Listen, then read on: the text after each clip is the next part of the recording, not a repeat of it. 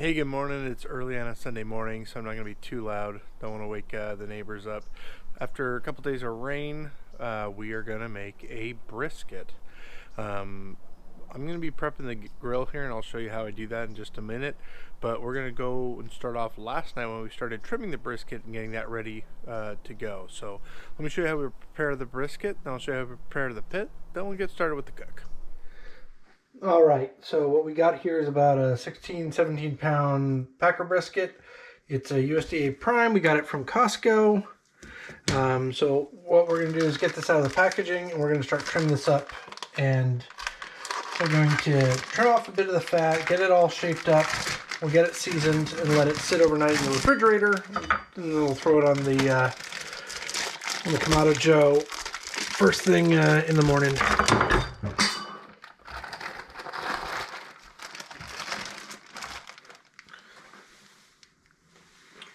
Step one is don't drop your knife. That's probably important.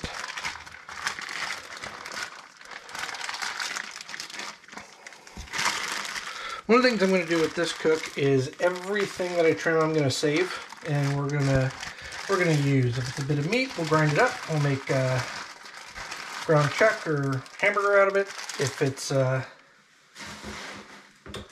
the fat, we're going to render it down and make beef tallow.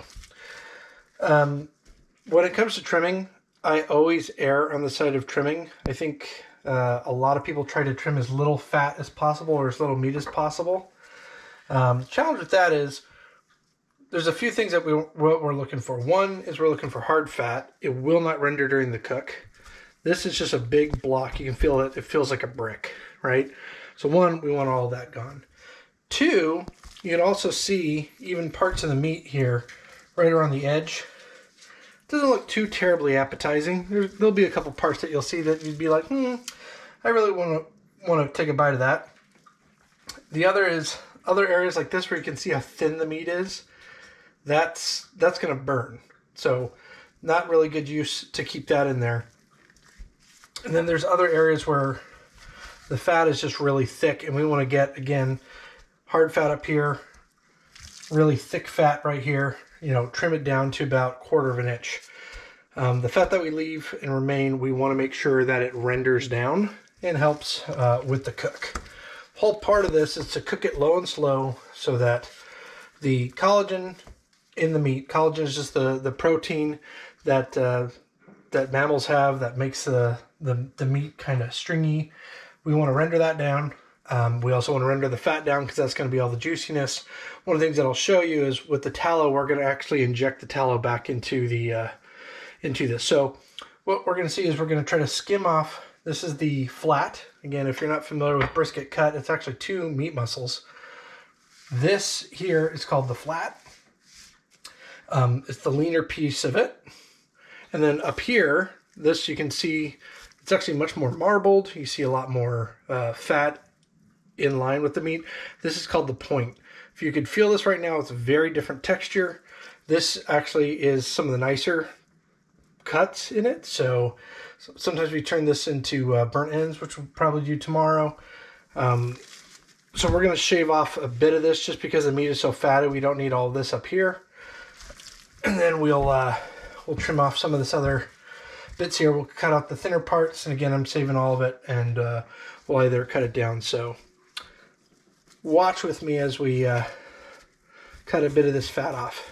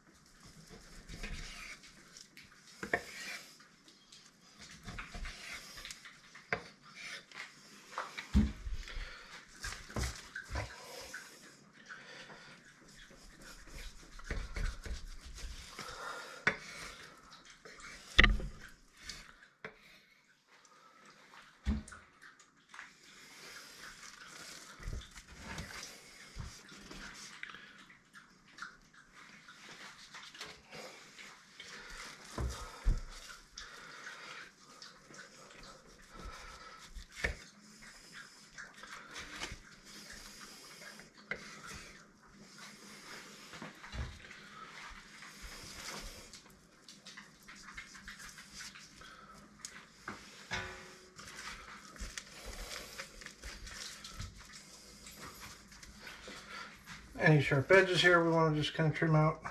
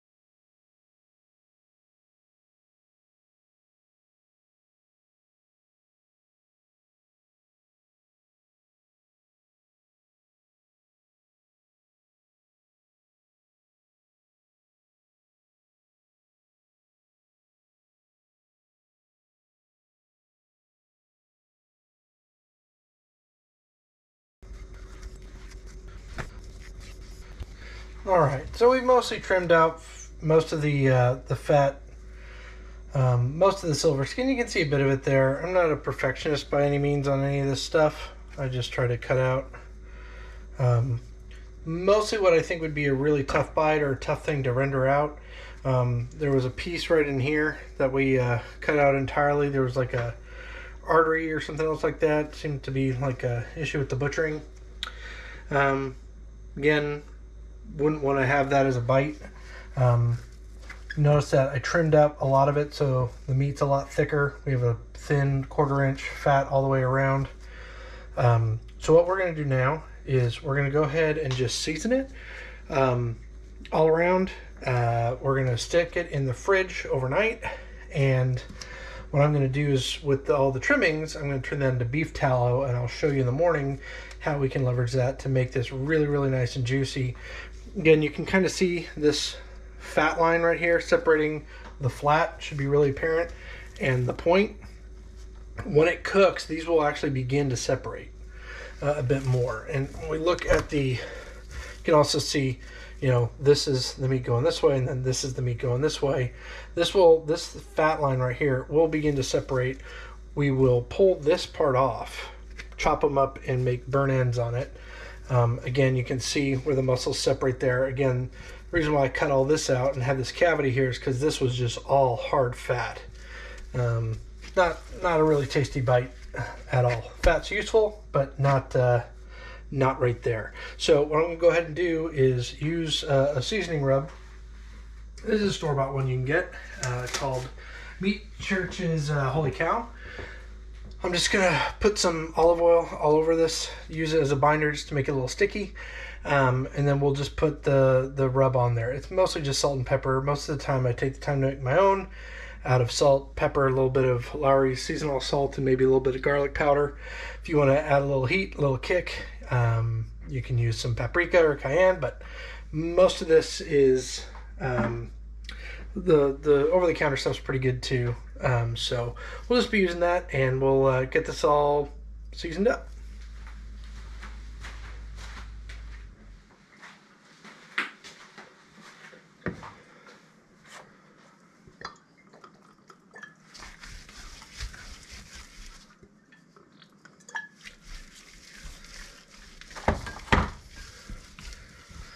This is a big piece of meat, so I'm not too worried about, you know, putting too much seasoning on. It takes a lot to penetrate this, and one of the reasons why we're putting on the night before is because we really want as much as we can the seasoning to penetrate the meat. So this is the Holy Barbecue. I'm trying to just use a bit of these of my pre-made rubs before they expire. So it's mostly salt, pepper, a little bit of garlic you can smell. It's a nice rub. One of the benefits of doing your own, though, is especially when you crush your own pepper, you get those oils from that pepper. It tastes a bit different, a bit fresher. But we're gonna have a long cook. We're gonna have a lot of flavor. It's gonna be really good either way. Again, we want to make sure we get in all these cavities.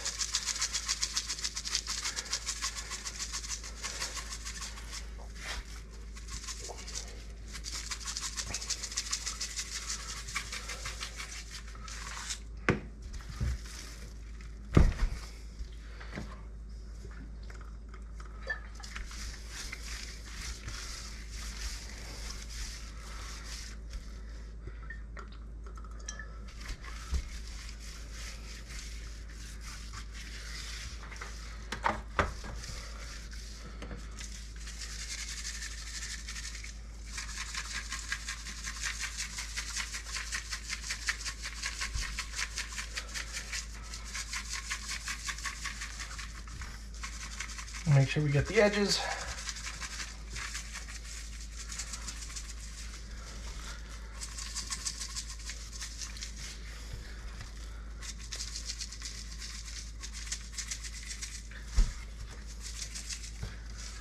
Now the nice thing too, gotta do this pretty quick. My wife Andy, she's in the middle of making gingerbread houses. There's a competition at Stanford Hospital that she's part of. So I'm going to use one of her cookie sheets overnight and hopefully get it all cleaned off and get this on the smoker before she's up. I'll clean it. I just don't want to disrupt her stuff, but I needed one of the cookie sheets. That's why I'm going to put this bad boy on.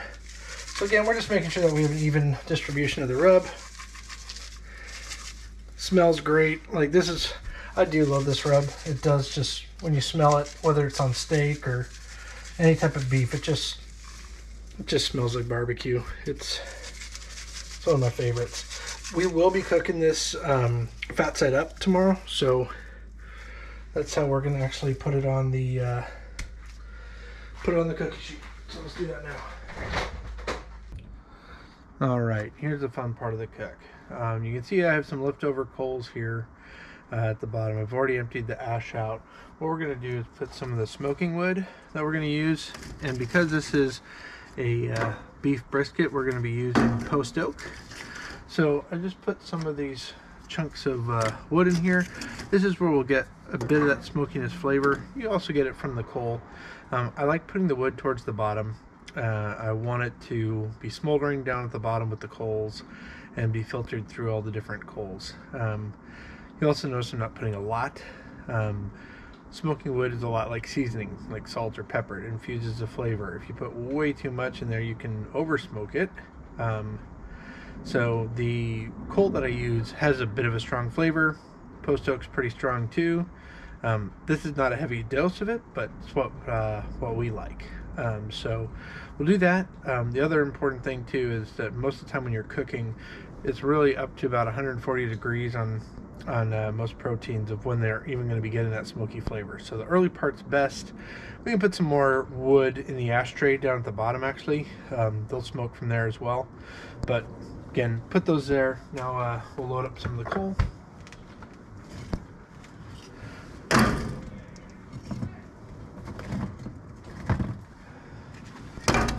I use lump here. I believe what I have right here, this is from a bin. I think this is my Jealous Devil.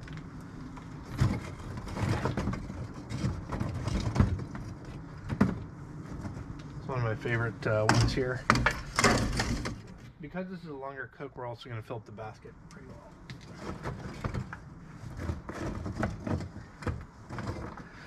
Once we get started, because we're going to be putting heat deflector plates and a bunch of other things, we're not going to get access to this again. So we're putting in the fuel that we need now for the cook. I always put more than enough because you can reuse the coals after you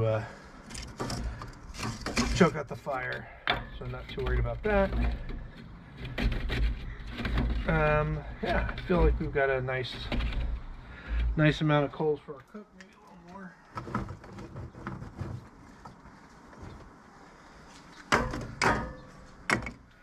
Alright, so now that we're getting all nice and dirty, this is part of the fun that I love. We're going to go ahead and put some of these starters down here. There's a bunch of different ways that you can start fires on these Kamados. Just never use lighter fluid. Those days are in the past. Alright, I got a little bit of a butane blowtorch.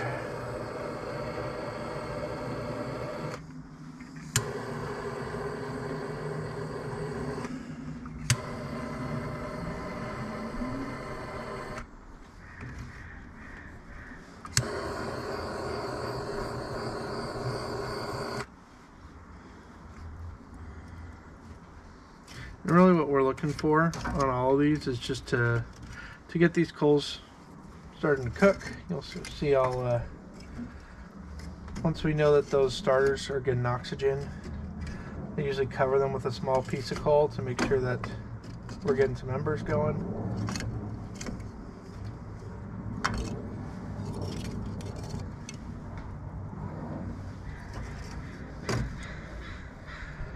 Usually takes about 20-30 minutes, so this is where we can finish prepping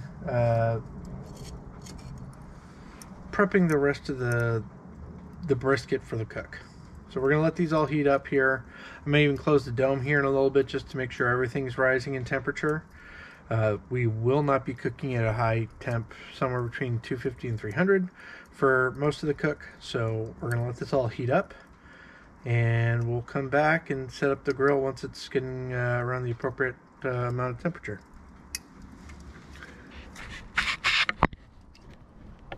All right, so this is also morning after we've had this in the fridge overnight.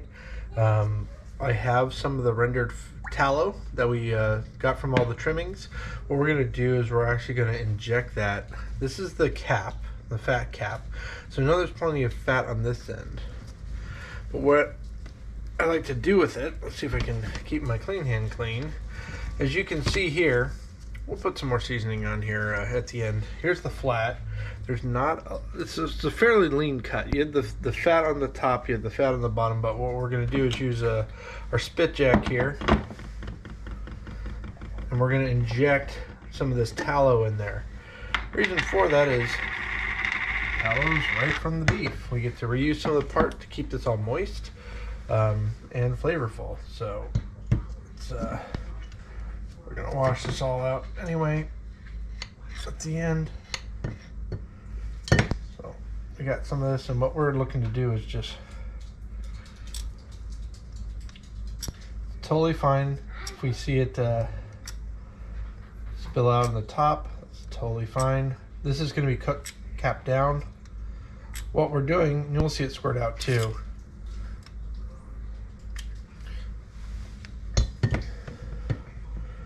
as we start cooking the brisket though, what's going to end up happening is this will start flowing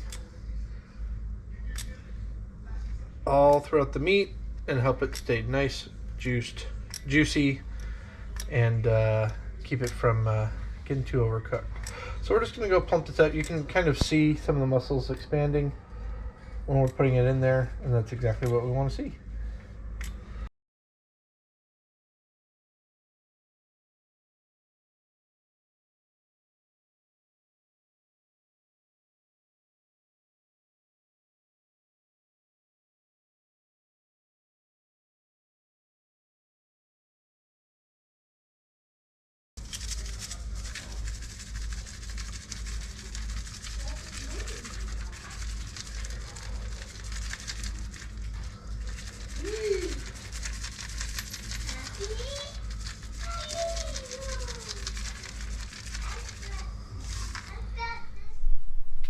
Alright, you can see we're well over that temperature that I wanted, which was the 250 to 300. That's good. These ceramic cookers, and you'll see as I'm opening this up, we're going to start choking the air out a bit, cooling it off. We want it to be warm to fill up, but now what we're going to be doing is putting on a bit of these deflector plates. So we're going to stir this up a little bit, make sure that we're getting even fire.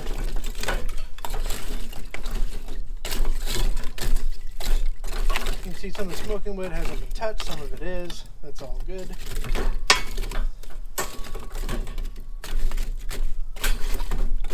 Okay, yeah, we got some good coals right over here. Spread around. Great. So now what we're going to be doing is actually going to be cooling this down quite a bit. I'm going to be putting in what's called the slow roller.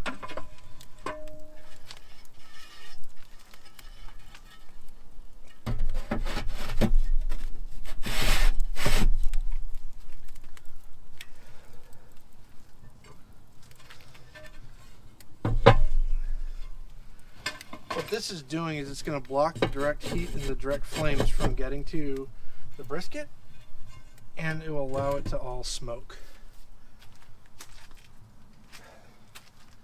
And you have to burn a lot more fuel to do it this way, and it's going to cool it down significantly. So what we're doing is we're getting everything in place right now. The other thing that we're going to do is, this is something that I've been doing for a while that I picked up from another YouTube channel called Smoking Dad Barbecue. He uses Kamado Joe's a lot. It's called double and direct cook. What he does is, give me one moment while I move these plates here.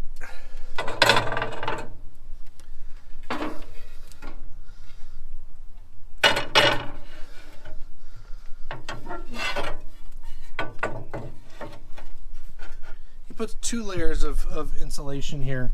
And what ultimately that's doing is making sure that there is no direct heat, that we get lots of smoke rolling around. So I'm going to get the rest of this set up. We're going to choke the fire down, get it right to that 250 to 300 area, and we'll be back to put the meat on. All right. You can see we're beginning to stabilize the pressure after we put in all the deflector plates. The other thing that I've done in there is I've added a drip pan, and we have the grill grates on there. We cleaned them off a little bit. You can see though that we're just a little over 200 and creep it up towards 250. The other thing that we're looking at is the smoke here. It's actually running fairly clear. Comparatively, when you first start a fire, you have this really thick gray smoke. That's just going to put carbon on your meat and make it taste terrible. The smell's really nice, is running pretty clear. That's the type of smoke that you want circulating your meat when you're smoking it. So I'm going to go get the brisket and we're going to get it ready to throw on. Okay, we're pushing here right around 250. Usually it'll keep rising as more of the coals ignite and everything else gets going, so I'm happy with where we're at. So I'm going to choke the fire a little bit more, and we'll just settle in right around that 270 mark. What I'm going to open now, though, is what's called a meter. A meter is a wireless thermometer. It measures 2 things: the temperature of the meat and temperature of the grill. And the reason why that's so important is we want to make sure that the grill never gets too hot and that the meat never gets too hot either. So this is a meter block. I have a bunch of wireless probes on here. What we're going to do is we're going to stick one of these right in our brisket, and that's going to just monitor the cook the whole way through. There's a mobile app for it. So let's get the brisket on, we'll put the meter probe on, and we'll get to cooking. So as I mentioned, we're going to go fat cat up. So that's what we have here. We're going to go ahead and get this placed over on the grill. It's the nice thing about having a Big Joe. You don't need to do anything else fancy to get a brisket on there. So what I've done is I've grabbed now a meter probe. What we're looking for is the fattest part of the meat, which is going to be here, including the point. This side, remember, has that little chasm, so I don't want to go down there. So I'm probably going to just go straight down in here. You can see there's a little line there. And we're going to go stick that. It's going to be such a different thing once this is all tender. So we stick that in there. That part of the probe is measuring the temperature of the meat. This part of the probe right here is measuring the ambient temperature. So we will set alerts. If the meat ever gets too hot or too cold, or we're not seeing it trending appropriately, we can monitor that. But for the most part, we're just going to wait for a couple hours. We'll come back and spray it a little bit and check in on it in a bit. All right, it's been about 2 hours. So we're going to take a look and see how things are shaping up here. A couple things we're looking for. One, temps held stable. We've been monitoring that on the mobile app. We're looking at all this stuff. What we're really hoping to do for the first few hours of this cook is for the seasoning and everything to bark up, and we're also trying to make sure that the meat doesn't dry out. So one of the reasons why I'm putting this glove on is, if you'll notice, there's a couple areas here. Let's see if we can see it on the camera. But there's pooling. When the fat renders and it pools, it's actually not going to help barking up. So what we're going to do is we're going to try to drip some of that off. So we don't want to have that pool. So there's a couple of these areas where there's been pooling, and we're just going to try to let that fall off.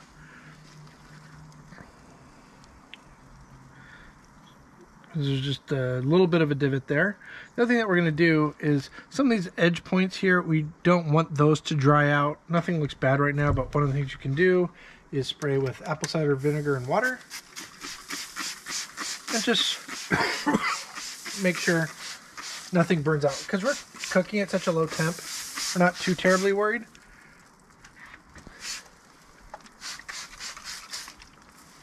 All right, we're just going to let it continue. It's about 100 degrees internal temp. We'll keep doing this routinely until we're about 170 internal temp. Alrighty, it's been about 4.5 hours now on the cook. We are approaching what's called the stall. The stall is where the muscles really tense up and it doesn't gain temperature all that much. It usually happens between 160 and 170. We're about 162 right now. I've been coming in and trying to pour out all this pooling stuff. You can see we're getting some decent bark here. It's actually feeling kind of crusty on there, which is good. So we're gonna do a wrap on this one and get this going. I'll show you what that looks like. Okay, so this is what a foil boat is. You just kind of wrap it all up in foil. You can get a good idea of how it works. You can see a lot of the juices right here just pouring out. Right now, because we still have all this fat on the top rendering, this is essentially tallow. We want to keep as much of that with this because we're getting to the later part of the cook. We want it to stay really, really moist. A lot of people, what they do is they wrap the entire brisket in either butcher paper or in foil, which is fine to do. It helps accelerate the cook, get past that stall that I was just talking about. But what ends up happening is you don't keep building on this bark, right? It's all wrapped up and it's more or less steaming inside there. Doing the boat allows us to have the best of both worlds. We can still keep smoking, we can still get some bark working on there, but we're also accelerating the cook because we have the foil at the bottom, and we're actually capturing all that tallow. So remember, we're doing meat side down, so all that tallow is going to keep the meat nice and juicy and tender as it continues to keep cooking. So we're going to do it like this. We'll still spray it, and we'll just keep going until we get closer to being done. So we're around 165 right now. We'll call our done at around 203 to 206, somewhere around there. Okay, it's been about 7.5 hours. We've checked on this thing. We've been working it for a little bit. So here's where we're at. We are just now hitting our probe temp. It's right around 204. What we're going to do is check with our thermopen, this bad boy. Make sure that we're getting around 203 to 205 everywhere. So you can see in the thinner parts it's well over that, which is fine.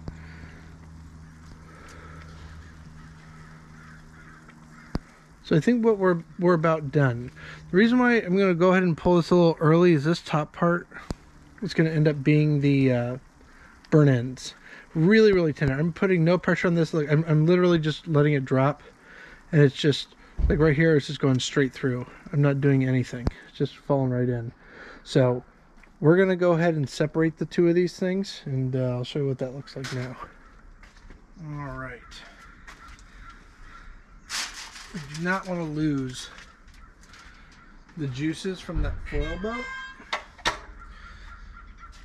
So what we're going to do is we're going to cut off the point. We're going to chop that up and make burn ends out of it. And then the flat, we're going to wrap in this new foil, wrap the foil in a towel, put it in a cooler, and let it, until we're ready to serve it, let it just kind of soak up the rest of the tallow and everything. So you can already see it separating a bit more. What we're going to do, we may flip this over, maybe easier for us to see that way. Yeah, you can see this is separating a lot nicer down on this side. What we're trying to do is just separate the flat from the point. It actually takes very little effort whatsoever, because it's just fat that holds the two together, right?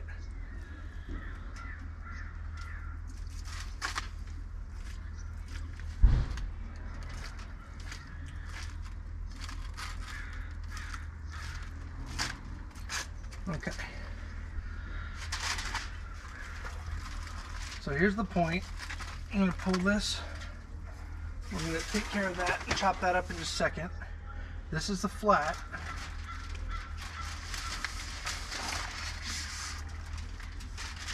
I'm going to put that here. We're going to wrap this up nice and tight with all these juices.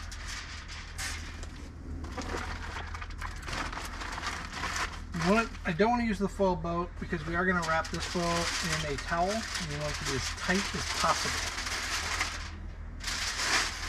We do not want all the stuff from the previous part of the cook to fall into the towels, etc.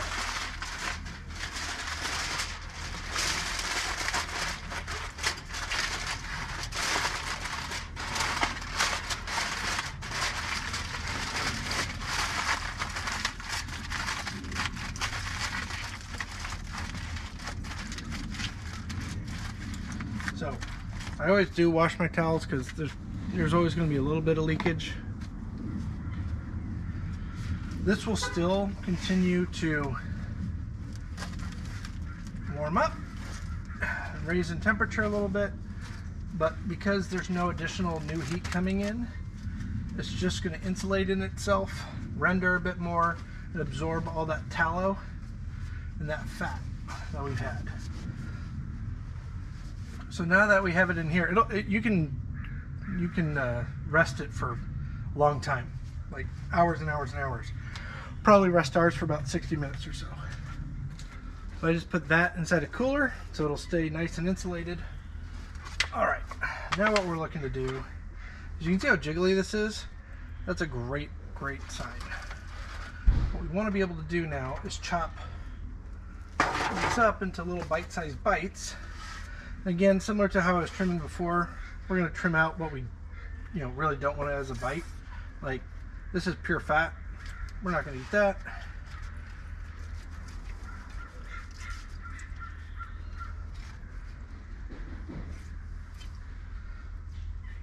You can already tell it's pretty tender, but this is the point. So it has a lot of intermuscular fat. So even though I get these big blobs out, this is not lean meat at all. This is extremely fatty.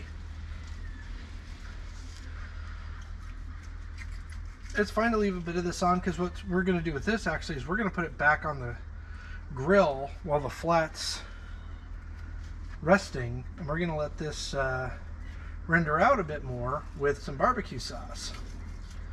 So again, I'm just trying to get these big fat globules that I know my kids won't want to bite into, and I'm not a huge fan of.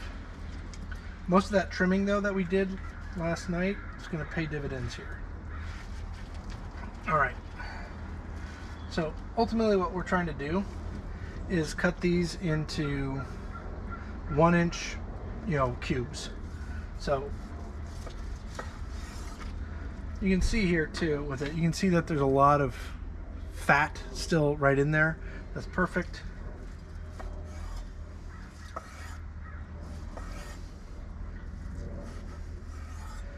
They don't have to be perfect. Again, we just want them to be small enough that they're still rendering, that they can absorb some of the barbecue sauce. Again, some of these, I'm just making these little cubes as best we can. Some of them are going to be bigger than others, some of them are going to be meatier than others. That's totally fine.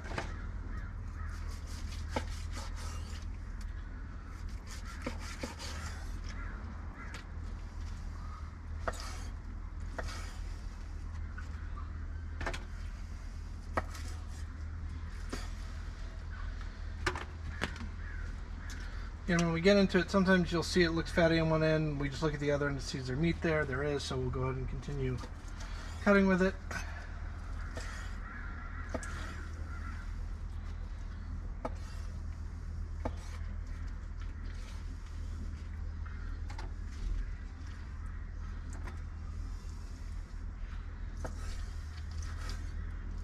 Some of this is literally like cutting, very soft butter. There's not much. It's very, very tender, which is great. Now I just need it to tack up with some of the barbecue sauce flavors we'll be adding.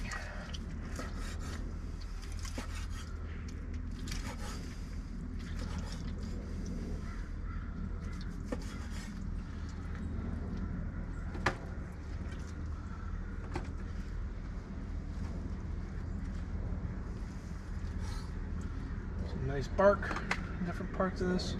It's great to see.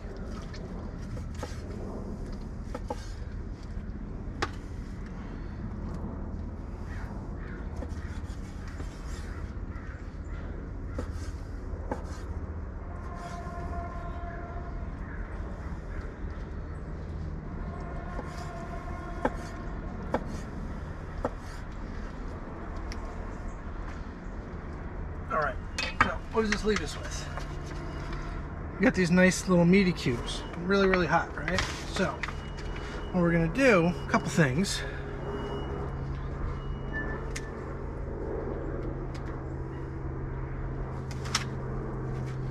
Take one of the gloves off so I have a clean hand. We're going to use a little bit more of our barbecue seasoning because now we're exposing meat that never saw it. This is all going to get stirred up in a second. And next, I'm just going to put some barbecue sauce on here.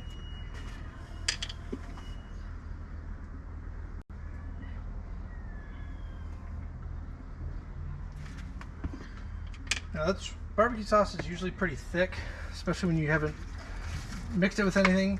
But as soon as it gets heated up, it thins out. And this meat is really hot. All of it's like 200 degrees, right? So I start rubbing it all together. You just want to coat everything a little bit. Make sure that seasoning I just put in there touches all the new pieces. But then as this starts rendering down in the pit for the next 60 to 90 minutes, there's going to just be a pool of this really sweet tallow and barbecue sauce and everything else. And it's going to be pretty freaking amazing. All right, maybe we just do a little bit of seasoning at the top for good measure. Again, just salt, pepper, garlic. It's the primary parts of this rub. And that should be it. So we'll see you again after this is rendered a bit more and once we're ready to cut into the flat. We have got the flat has been resting for over an hour. Just pulled it out of the cooler. It's in this towel. Nice and hot here. Hot. So there's a bunch of tallow in there, so we're going to try to drain that into a pan. That ultimately, that's where we'll store it, is in the pan with all the tallow, so it stays nice and juicy. This is where we got to be careful because we don't want to make a big drippy mess.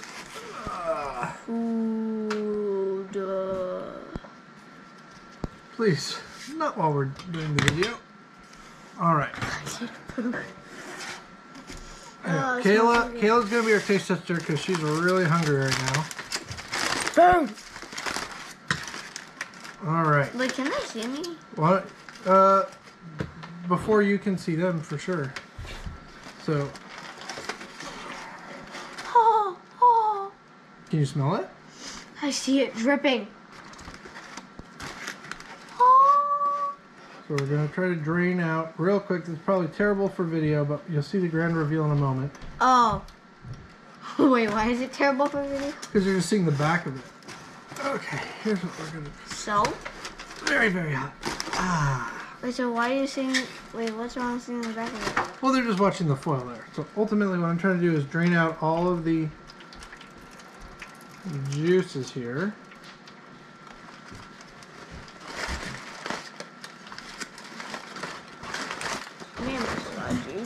Kayla, can I ask you to very carefully go put this in a trash can? I want you, this is not going to feel, it cools very quickly, but it may be drippy a little bit. So put one hand underneath it. Okay. So we have that there. We have this point here. What we want to make sure that we're doing though is that we're cutting against the grain. You can see the grain going across this way. So we're going to cut across this way on it. Luna, you can be a taste tester for this as well. You want to try some of the cow? Hey, Luna. So here's what we're going to try to do. You want to cut it about the width of a pencil. When we get to the middle is where I'll show you how you test to see if you did a good job. So that red ring that you see there, it's called the smoke ring. So we definitely have a smoke ring, which is good. Most people want that because that means you'll have a bit of a smoky flavor. Don't touch it, Luna. It's very, very hot. It will burn you. She's touching the burn ends, which we'll show you in just a little bit. So we're gonna cut a few of these and we'll put them back in the tray. But once we get into the middle here, is where we'll do.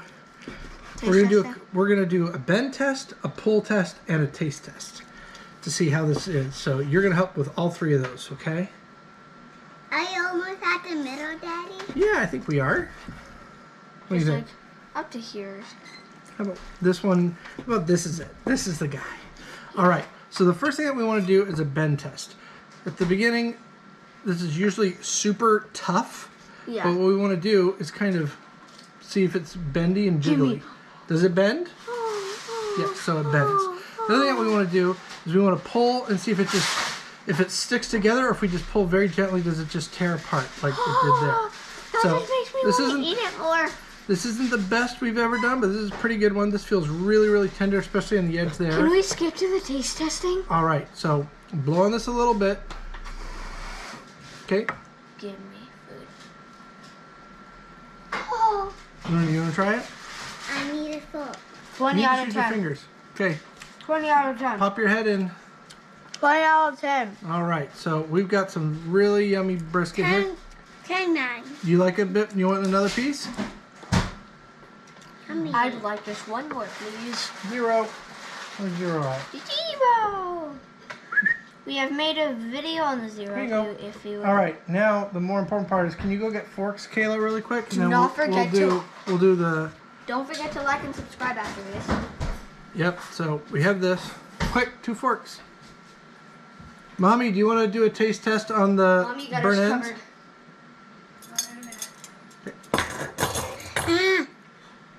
Pretty good. Okay, pick a burn end. I'll show you. No. These are the burn ends. Okay, we'll start putting this. Please don't do that. All right. No. Is that water? It's not water. Good question though. That's called tallow. Okay. Kayla, How is wet? here's what we'll do with these. These are really tender. It's like pulled beef. So this is really, really hot though, guys. Hey, Luna, don't touch that with your fork, please. Hang on, guys. 0. No, just give me 1 second, guys. All right. It's hot. Really, really hot. Mommy will pick one for her. And you can also get some of the brisket. That sounds weird. Luna, stop. Here, Kayla. Very hot. I need more. Okay. 20 out of 10. What do you like more, the burn ends or the sliced brisket? Burn ends. So we got approval from Mommy too. Very good. All right. We don't want it. I don't want to. Get a plate, Kayla. Shut it down. All right. Save that for me. So Very good. Oh my God. that's how we do it. Anyway, burn ends. Slice flat. I can't get it on. Like and subscribe. And like and subscribe. All right, we'll see you next time on the cooking videos. Oh, Bye. we always do it sometimes.